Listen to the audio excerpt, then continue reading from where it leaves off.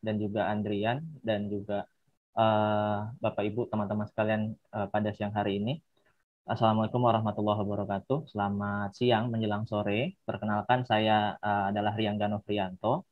Saya mahasiswa Magister Psikologi Profesi Klinis Dewasa di Universitas Indonesia. Saat ini sedang menempuh ya transisi semester ya, mirip seperti Andrian tadi. Saya dari semester 2 ke semester 3. Saya award di LPDP batch 1 tahun 2019.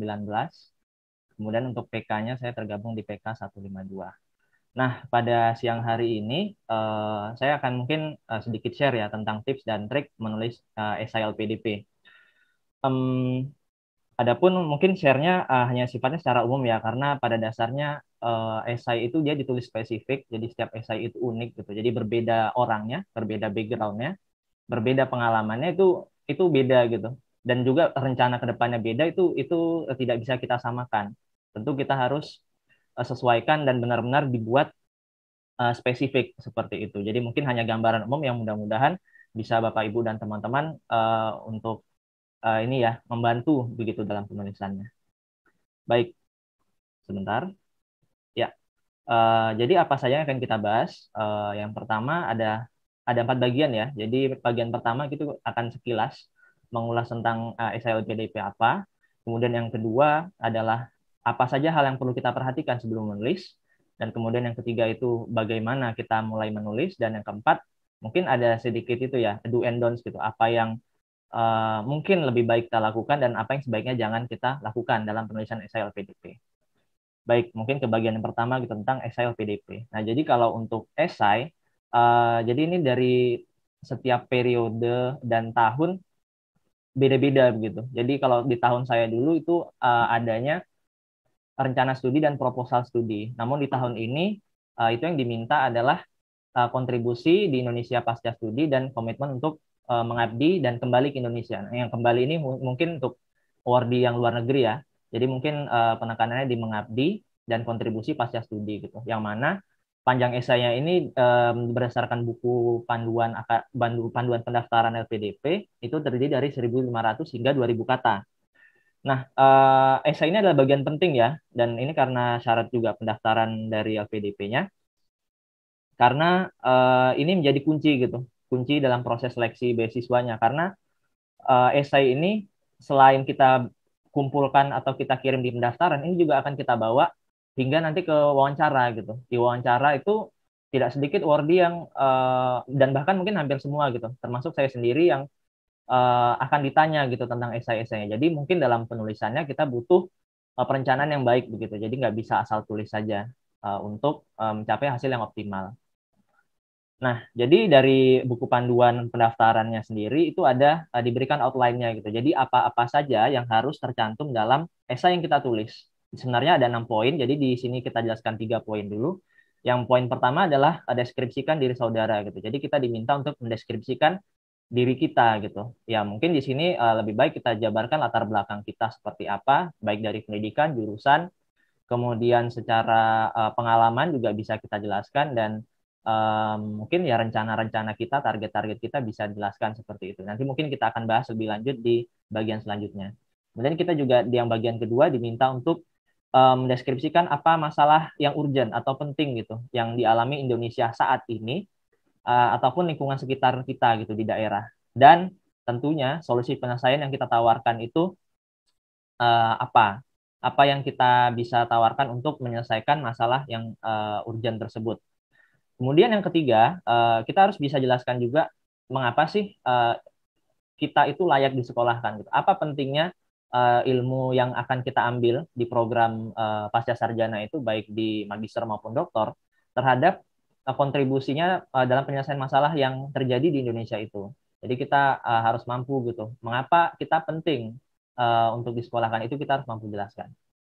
Kemudian 3 bagian lainnya adalah tentang kita diminta untuk mendeskripsikan mimpi kita terhadap bagaimana Indonesia di masa depan. Dan kemudian kita juga diminta menjelaskan apa peran kita dalam mewujudkan mimpi tersebut, dan tentunya caranya bagaimana mewujudkan mimpi tersebut.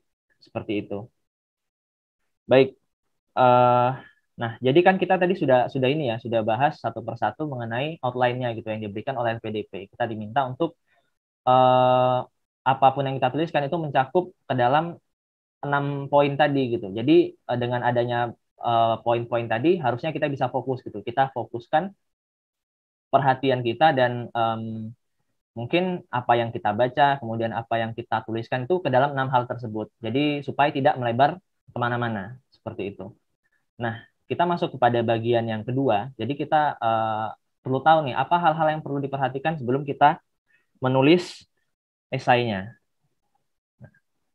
Sekarang mungkin kita bahas dulu apa sih tujuan penulisan esai beasiswa. Nah, seperti yang tertera di layar, tentunya ini tujuannya adalah untuk memberikan gambaran bahwa kita ini layak untuk menjadi penerima beasiswa berdasarkan latar belakang maupun rencana yang kita miliki gitu. Nah, selain hal ini juga tujuannya adalah untuk meyakinkan pemberi beasiswa itu untuk bahwa ibaratnya ya berinvestasi pada kita itu tidak sia-sia gitu. Kita akan bisa memanfaatkan dana yang diberikan tersebut dengan baik gitu.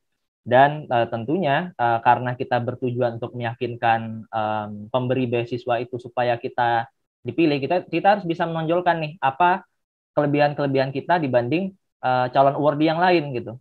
Apa yang membedakan kita, apa yang membuat kita spesial. Nah, kalau kita mungkin sama aja dan tidak mampu menonjolkan kelebihan kita, ya akan sulit ya.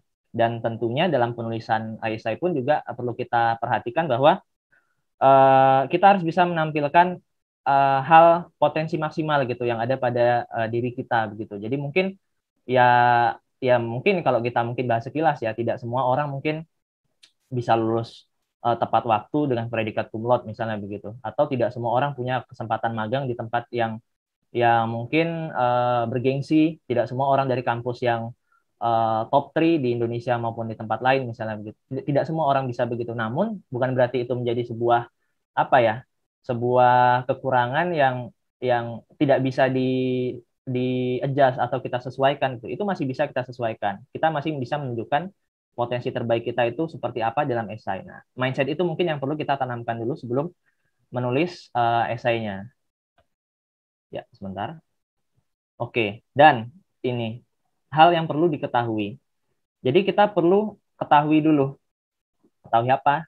Jadi ada banyak hal kita kadang-kadang gini ya, kita kadang-kadang em, ketika apply sesuatu ya udah main tulis aja gitu. Kadang-kadang kita lupa hal terpenting gitu, kita lupa refleksi diri gitu, kita lupa merenungkan apa sih alasan kita ikut beasiswa, apa sih alasan kita lanjut studi dan lain-lain gitu. Ini ada 3 pertanyaan yang menurut saya sangat berguna gitu untuk kita refleksi diri.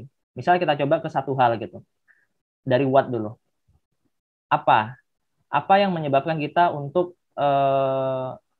apply beasiswa? Tanyakan pada diri kita sendiri. Apa yang membuat kita apply, ikut mendaftar beasiswa? Mengapa kita penting untuk memperoleh beasiswa? Dan bagaimana cara kita untuk memperoleh beasiswa? Sama seperti mungkin kita bisa tanya ke diri kita kontribusi apa yang bisa kita berikan, mengapa kontribusi itu penting pada Indonesia, bagaimana kita mewujud kontribusi tersebut. Jadi banyak hal gini. Ini adalah 3 kunci bagi saya ya. Mungkin juga teman-teman bisa aplikasikan pada diri sendiri untuk mencari tahu gitu. Jadi supaya memahami gitu apa yang menjadi motivasi utama dalam tujuan-tujuannya baik itu apply beasiswa maupun lanjut studi dan hal lainnya misalnya kontribusi seperti itu. Hal ini juga akan memudahkan dalam penulisan esainya karena kalau kita nggak ada tujuan akan susah dalam penulisannya. Kemudian yang perlu ada dalam esai itu adalah 3 hal juga sama seperti yang tadi. Namun di sini terkait informasi ataupun kandungan dari esainya gitu. Tentunya yang ada 3 hal. Yang pertama itu relevansi, kemudian urgensi dan penjabaran sistematis. Relevansi ini apa? Pastikan informasi yang kita berikan atau mungkin ya gagasan yang kita bahas di dalam esai itu relevan dengan apa namanya tujuan studi kita gitu dan background kita juga tentunya gitu. Akan tidak tepat apabila kita itu membahas hal yang tidak relevan gitu. Jadi mungkin misalnya saya gitu, saya di psikologi saya mungkin akan lebih tepat ketika membahas isu pendidikan atau mungkin isu kesehatan mental gitu, tergantung dengan tujuannya gitu. Dan tidak tepat bagi saya ketika saya bahas mungkin tentang pencemaran lingkungan, itu mungkin ada bidang lain yang lebih berhak begitu. Jadi pastikan yang kita tuliskan itu relevan gitu, sesuai dengan background dan tujuan studi. Kemudian urgensi, pastikan bahwa penting gitu. Kita harus menekankan bahwa yang kita tuju itu dan juga dengan argumen-argumentasi kita itu memang urgent gitu. Jadi bukan hal yang sebenarnya biasa aja dan tidak ada sangkut pautnya dengan pembangunan di Indonesia gitu. Itu hal juga yang penting untuk kita perhatikan. Dan yang ketiga yang terakhir adalah tentang penjabaran yang sistematis. Kalau kita sudah punya informasi maupun gagasan yang relevan dan urgent, tapi penjabaran tidak sistematis dan terstruktur begitu, itu juga mungkin akan ini ya membuatnya jadi tidak bagus begitu. Jadi kalau kita sebaiknya menjabarkannya secara sistematis agar pembaca itu tahu yang kita maksud itu apa, yang kita inginkan apa, dan paham gitu alur pikir kita seperti apa. Baik, selanjutnya untuk melakukan apa namanya refleksi diri dan supaya kita tahu harus menulis apa di esai itu, kita perlu lakukan dua hal. Yang pertama analisis diri, mungkin mirip seperti yang di depan, tapi saya akan jelaskan lagi nanti cara yang lain. Dan yang kemudian adalah riset. Yang pertama mungkin tentang analisis diri yang paling umum digunakan adalah SWOT analysis. Jadi SWOT analysis itu adalah singkatan dari strength, weakness, opportunities, and threats gitu. Jadi kita menulis kita data gitu, kita tanyakan pada diri kita sendiri, mulai dari strength dulu. Apa saja kelebihan yang kita punya? Gitu. Mungkin kita bisa tuliskan, misalnya saya memiliki minat yang besar dalam bidang penelitian, atau saya memiliki pengalaman praktek yang banyak, saya memiliki pengalaman organisasi, misalnya seperti itu. Itu kita jabarkan, kita tuliskan mungkin dalam sebuah kertas, dan nanti untuk kita baca kembali gitu, sehingga kita bisa merenungkan apa-apa saja yang bisa kita tonjolkan dan mana yang perlu kita improve seperti itu. Begitu juga dengan weakness, kita list apa saja kelemahan-kelemahan yang kita miliki gitu. Dan mungkin sambil dipikirkan juga ya, bagaimana cara kita mengatasi hal tersebut dan mengubahnya jadi keunggulan bagi kita gitu. Karena misal nih kita tulis saya kuliah 8 semester namun saya tidak punya pengalaman kerja. Nah, itu kan sebuah weakness ya, bisa kita bilang sebuah weakness. Tapi jangan biarkan weakness ini tampil begitu saja. Kita harus cari cara lain bagaimana menjelaskan weakness ini, bukan berarti apa ya, bukan berarti tanda kita tidak mau berusaha. Mungkin bisa jadi karena keadaan gitu. Jadi kita cover dia dengan hal lain yang bisa menonjol gitu. Misalnya ya saya tidak punya pengalaman bekerja karena saya fokus terhadap bidang akademik gitu. Misalnya jadi asisten riset gitu. Jadi kerjanya bukan kerja yang full time seperti orang-orang, namun sifatnya mungkin ya part time atau kontrak seperti itu. Itu salah satu contohnya gitu. Bagaimana kita mengubah weakness itu menjadi strength atau opportunities. Nah, masuk ke opportunities ini adalah kesempatan. Kesempatan apa sih yang bisa kita miliki berdasarkan kemampuan-kemampuan yang kita punya. Dan yang terakhir ada threats. Threats ini adalah hal-hal yang bisa menghambat kita dari pencapaian tujuan kita gitu. Khususnya dalam mungkin apply beasiswa atau studi gitu. Misalnya, wah orang sudah banyak nih menekuni minat ini gitu. Jadi kalau misalnya saya sama dengan orang lain, tentu ya tidak ada yang menonjol dari saya gitu. Mungkin harus diantisipasi threats ini dengan cara apa? Mungkin kita dalami lagi isu yang mungkin lebih menarik gitu sehingga itu menonjolkan diri kita gitu, menunjukkan bahwa kita lebih baik daripada calon awardee yang lain seperti itu. Nah, kemudian untuk riset tadi mungkin sebagian besar sudah dijelaskan oleh Handrian ya gitu. Nah, setidak-tidaknya dalam riset ini maksudnya ini ya kita mencari informasi tentang berbagai hal yang relevan untuk kita bahas dalam esai kita gitu. Misalnya ini ya tadi program studi kita, kemudian kampus tujuan itu bagaimana, prosedur dan lain-lain, dan mengapa kita harus di sana gitu. Itu kita harus cari tahu gitu. Kemudian perlu juga kita jabarkan mengenai data terkait dari masalah yang kita paparkan gitu. Misal saya jabarkan tentang permasalahan kesehatan mental di Indonesia gitu. Nah, saya kan nggak bisa ngomong tanpa data ya, kan klaim kosong namanya kalau misalnya tidak ada rujukan ataupun data yang valid seperti itu.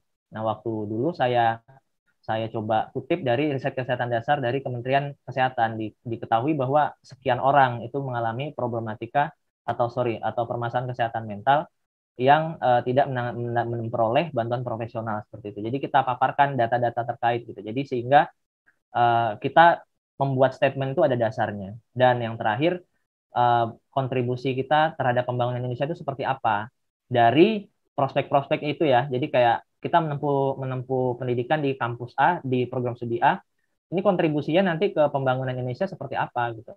Jadi jangan mikir diri sendiri aja gitu. Kita daftar magister lulus, ya udah suka-suka saya saja gitu. Enggak begitu. Kita pikirkan juga bagaimana kontribusi kita ke pembangunan Indonesia gitu. Itu juga kita bahas di esai kita.